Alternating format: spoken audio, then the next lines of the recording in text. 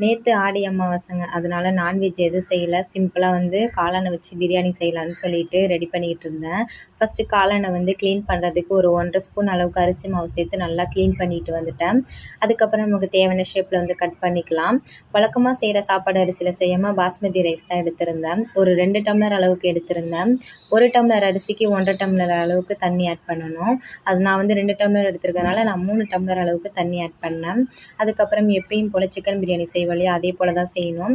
வெங்காயம், தக்காளி, இஞ்சி பூண்டு பேஸ்ட்டு, புதினா, மல்லித்தழை, மசாலா இது எல்லாமே ஆட் பண்ணி நல்லா வதக்கணும்.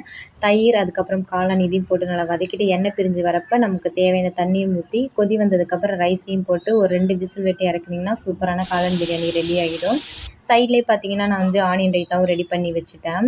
எனக்கு வந்து ஆனியன் வந்து ரொம்ப ஸ்லைஸாக கட் பண்ண வராது. ஸோ ஓரளவுக்கு மொத்தமாக கட் பண்ணிவிட்டு நான் வந்து நல்லா ப்ரெஷர் பண்ணி அமுக்குனேன்னா ரொம்ப ஸ்லைஸாக வந்துடும். பிரியாணியும் சூப்பராக